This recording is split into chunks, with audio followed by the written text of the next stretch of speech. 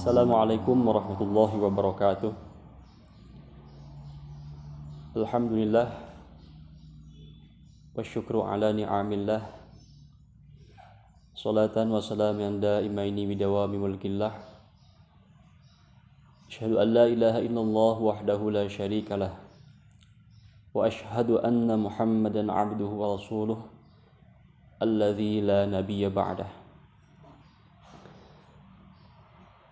Amma ba'd, alhamdulillah, puji dan syukur mari senantiasa kita panjatkan kepada Allah Subhanahu wa taala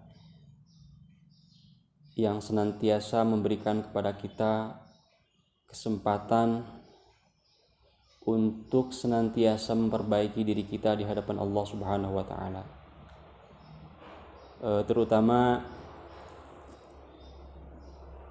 di momentum bulan suci Ramadan ini, kita masih diberikan umur oleh Allah untuk memaksimalkan potensi-potensi pahala amal ibadah sebagai bekal kita nanti di yaumil qiyamah.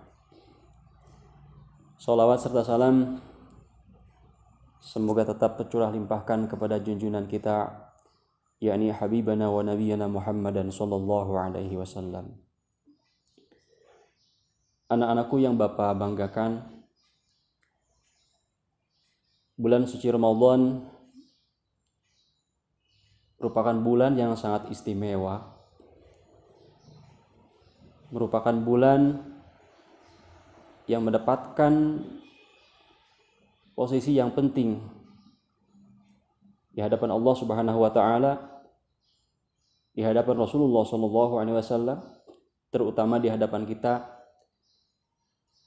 umatnya Nabi Muhammad sallallahu alaihi wasallam. Di dalam Al-Qur'an Allah Subhanahu wa taala berfirman, A'udzu billahi minasyaitonir rajim. Bismillahirrahmanirrahim. Syahrul Ramadan alladzi unzila fihi al-Qur'an hudan lin-nas.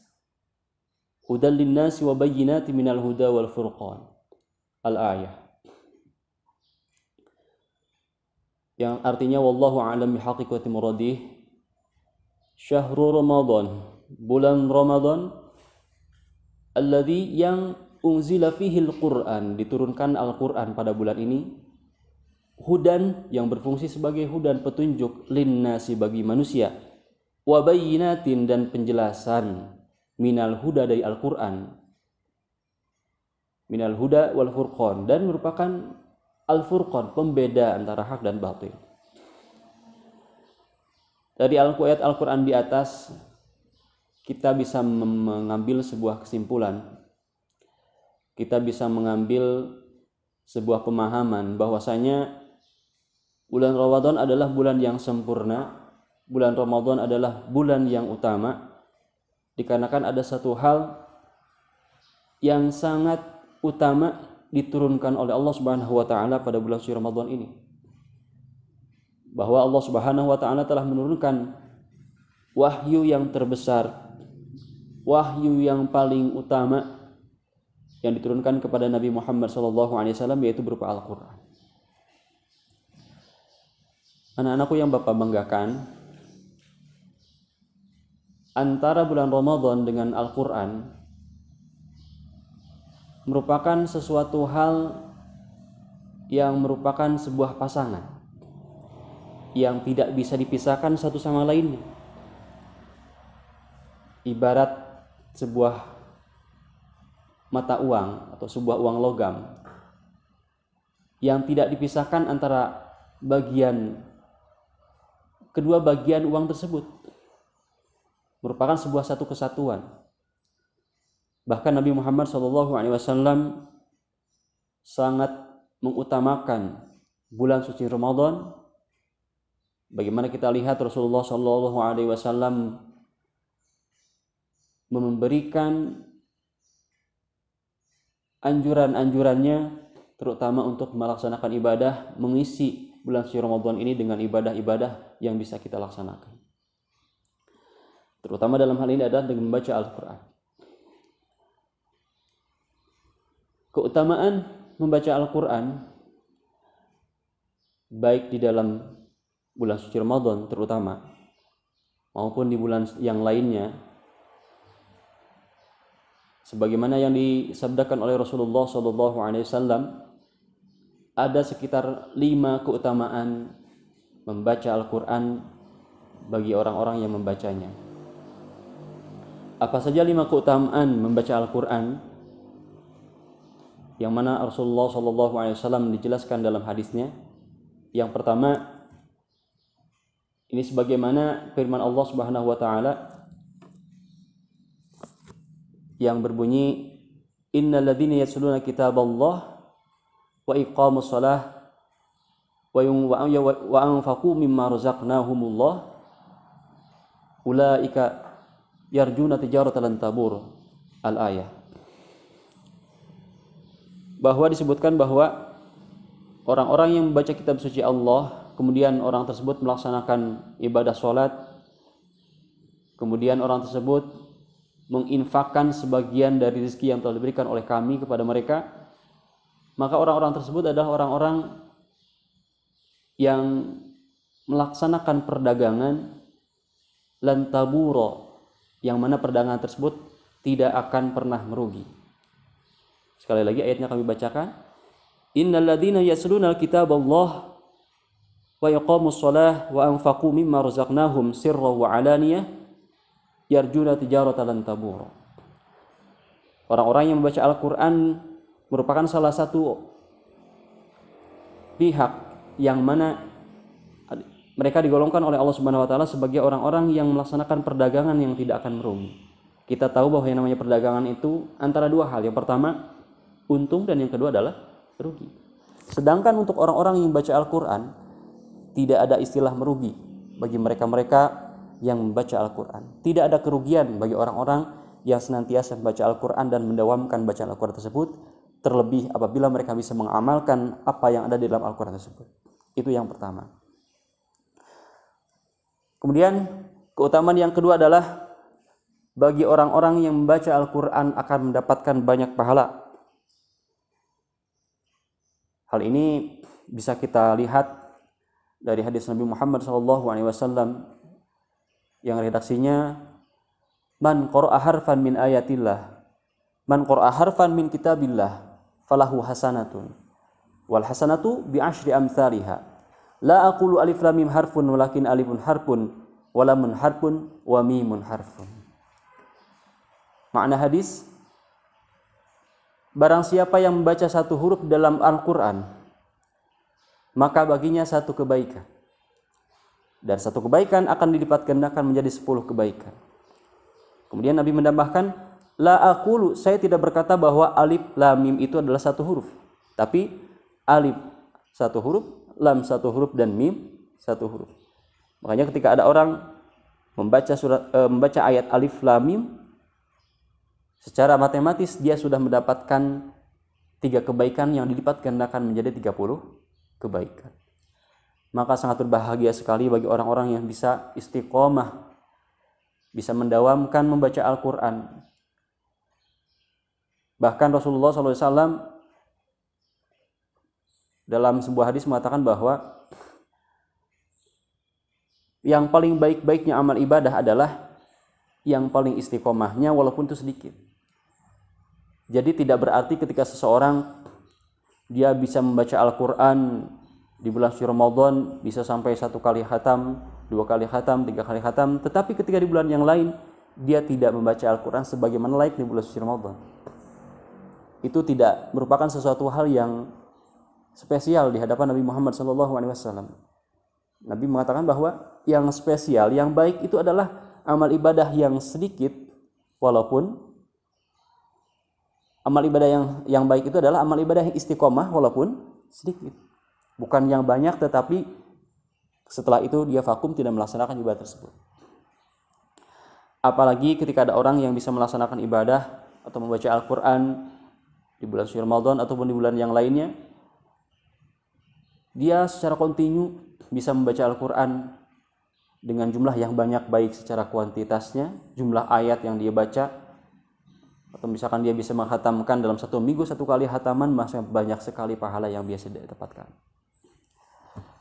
anak-anakku yang Bapak banggakan, dilanjutkan dengan keutamaan yang ketiga, bahwa bagi orang-orang yang senantiasa membaca Al-Quran dengan niat yang baik, yang ikhlas, itu akan mendapatkan syafaat dari Al-Quran.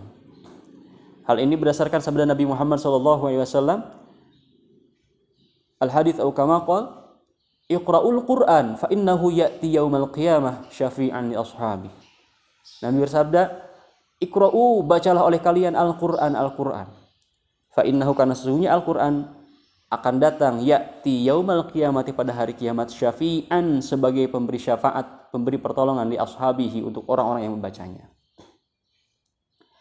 Hal ini sebuah garansi, jelas sebuah garansi yang diberikan oleh Rasulullah SAW, bahwa bagi orang-orang yang membaca Al-Quran, maka Al-Quran akan menjadi petolong, akan menjadi syafaat nanti di yaumil qiyamah. Bahwa memang yang namanya syafaat itu yang paling utama adalah syafaatul uzma, tapi hal-hal yang lain ada yang bisa memberikan syafaat, salah satunya adalah Al-Quran. Dan amal ibadah yang lain pun, seperti ada orang yang menginfakkan hartanya di jalan Allah, seperti mewakafkan tanahnya, itu juga akan menjadi syafaat. Misalkan dia membangun masjid, masjid juga akan menjadi syafaat. Dia mewakafkan Al-Quran, Al-Quran pun akan menjadikan syafaat bagi orang tersebut pada yaumul qiyamah.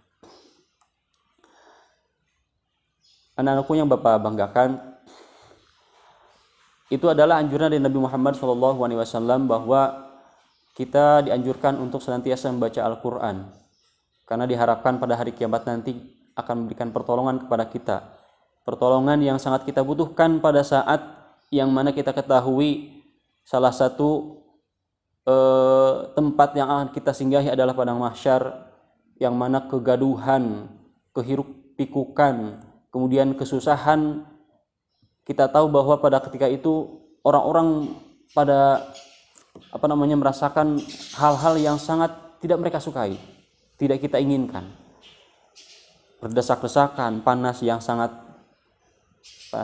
dan hal yang lain sebagainya. Pada ketika itu yang diharapkan adalah pertolongan dari Rasulullah yang utama, kemudian dari hal-hal yang lain, pihak-pihak yang lain, salah satunya dari Al-Quran. Kemudian yang selanjutnya adalah bahwa Al-Quran itu ketika dibaca akan menjadi kebaikan yang membacanya, akan menjadi sumber kebaikan bagi orang-orang yang membacanya. Terus lantas bagaimana apabila ada orang yang tidak bisa membaca Al-Quran, dalam artian tidak lancar membaca Al-Quran, dia terbata-bata karena usia mudanya, masa remajanya tidak digunakan, atau masa anak-anaknya tidak digunakan untuk membaca Al-Quran atau mempelajari Al-Quran. Bagaimana hukumnya? Nah, dalam hal ini Rasulullah telah memberikan gambaran kepada kita melalui hadisnya, bahwa orang yang membaca Al-Quran kemudian dia mahir, pandai, benar, sesuai dengan aturan-aturan tajwidnya, dia itu akan digolongkan dengan kiramil bararah, malaikat-malaikat yang merupakan malaikat-malaikat utama, malaikat-malaikat yang memberikan wahyu, malaikat-malaikat yang taat. Kita tahu bahwa yang namanya malaikat adalah makhluk yang tidak akan pernah bermaksiat. La ya'sunallaha ma amarahum wa yaf'aluna ma yu'marun. Ketika seseorang disandingkan atau disejajarkan dengan malaikat derajatnya, bagaimana berarti tingginya derajat orang tersebut? Sangat tinggi sekali. Makanya untuk anak-anakku yang Bapak cintai, kita masih berikan kesempatan umur oleh Allah Subhanahu wa taala untuk bisa mempelajari Al-Qur'an, untuk bisa mempelajari tata cara membaca Al-Qur'an. Jangan sampai kita menyesal di suatu saat nanti, di hari tua kita nanti, kita tidak bisa membaca Al-Qur'an, padahal ketika itu orang-orang yang sudah pada fase usia lanjut sangat membutuhkan untuk bisa membaca Al-Qur'an. Makanya kita yang masih usianya masih remaja, kemudian masih ada kesempatan waktu dan kesempatan sangat terbuka yang sangat lebar untuk kita membaca Al-Quran, pergunakanlah untuk mempelajari Al-Quran. Bahkan ulama-ulama pun mengatakan bahwa wal akhdhu bitajwidi hatmun lazimun malam yujadwidil Qur'ana athimun. Mempelajari hukum tajwid, tata cara baca Al-Quran itu hukumnya adalah wajib. Orang yang tidak membaca Al-Quran atau tidak membaca Al-Quran kemudian tidak menggunakan hukum tajwid, athimun, berdosa. Makanya pergunakanlah waktu kalian yang masih banyak untuk mempelajari Al-Quran. Kemudian keutamaan yang terakhir, yang kelima adalah lebih baik dibandingkan dengan dunia dan isinya. Hal ini Nabi Muhammad SAW pernah bercakap-cakap, pernah bertanya kepada para sahabat, apabila kalian diberikan kalian datang ke sebuah tempat, kalau tidak salah namanya itu adalah lembah Buhtan. Di sana itu ada namanya istilah lembah Buhtan. Kemudian setelah pulang dari sana, kalian mendapatkan 2 ekor unta yang gemuk tanpa kalian berbuat dosa dan tanpa kalian memutuskan tali silaturahmi. Apakah kalian mau? Mereka menjawab, tentu mau ya Rasulullah. Tanpa ada usaha, tanpa berbuat dosa, dia bisa mendapatkan 2 ekor unta yang sangat bagus, yang gemuk, dagingnya banyak dan sebagainya. Nah, kemudian Rasulullah menjelaskan, yang demikian itu, kalian mendapatkan 2 ekor unta yang besar, gemuk, dan kemudian tanpa berdosa mendapatkannya, kemudian kalian juga tanpa memutuskan tali silaturahmi, dalam artian berebut dengan orang lain dan sebagainya, itu lebih derajatnya itu tidak lebih tinggi, tidak lebih bagus dibandingkan kalian membaca 2 ayat suci Al-Quran. Artinya 2 ayat suci Al-Quran derajatnya di sisi Allah lebih tinggi dibandingkan 2 ekor unta yang besar, yang gemuk, yang harganya tinggi. Anak-anakku yang Bapak banggakan, di momen bulan Ramadan ini, marilah kita perbaiki niat dengan senantiasa berniat beribadah karena Allah Subhanahu wa taala. Jangan sekali-kali kita berniat ketika beribadah berniat karena bulan suci Ramadan. Karena kalau orang berniat karena bulan suci Ramadan, maka ketika Ramadan telah pergi, Ramadan telah berlalu, ibadahnya akan stop, tidak akan berlanjut. Tetapi ketika orang beribadah karena Allah Subhanahu wa taala, yakin orang tersebut di bulan suci Ramadan ataupun di bulan yang lainnya dia tetap akan beribadah. Realita di lapangan kita mengetahui, kita bisa melihat dan bisa kita rasakan sendiri. Sekarang bulan suci Ramadan, orang-orang di mana-mana melaksanakan ibadah, terutama membaca Al-Quran. Di masjid-masjid terdengar murotal Al-Quran hampir setiap hari, setiap waktu sholat terdengar. Bisa sampai hatam 2 kali, 3 kali, 4 kali. Kita pun sendiri bisa seperti itu. Mungkin ada di antara kalian yang bisa menghatamkan Al-Quran di bulan suci Ramadan 1 kali hataman dalam 1 bulan, atau 2 kali hataman dalam 1 bulan. Tetapi ketika sudah pergi bulan Ramadan kemudian berganti dengan bulan yang lain, tidak sama sekali kita bisa membacanya. Dalam artian hanya sedikit, itu pun tidak istiqomah. Bahkan hanya bisa berlanjut lagi, baru ketika bulan suci Ramadan datang kembali baru bisa membaca lagi. Nah, itu yang disayangkan itu seperti itu. Dan bahkan boleh dibilang bahwa mode kehidupan atau mode keseharian yang benar-benar Islami, yang sesuai dengan tuntunan Nabi Muhammad SAW itu adalah ketika bulan suci Ramadan. Kita tahu di bulan suci Ramadan kita tidak memperbanyak makanan, membatasi untuk makan berlebih-lebihan. Kemudian juga beribadah yang maksimal, baca Al-Quran dan sebagainya. Itulah mode kehidupan yang sebetulnya harus kita aplikasikan bukan hanya di bulan suci Ramadan tapi di bulan-bulan yang lain. Semoga Allah Subhanahu wa taala memberikan kita kekuatan, memberikan kita hidayah, petunjuk untuk bisa melaksanakan ibadah dengan baik, terutama di bulan suci Ramadan ini dan juga di bulan yang lainnya. Mungkin demikian yang bisa Bapak sampaikan. Kurang lebihnya mohon maaf yang sebesar-besarnya. Khudma sofa wa da'ma kadar, ihdinas siratal mustaqim. Wallahul musta'an. Wassalamualaikum warahmatullahi wabarakatuh.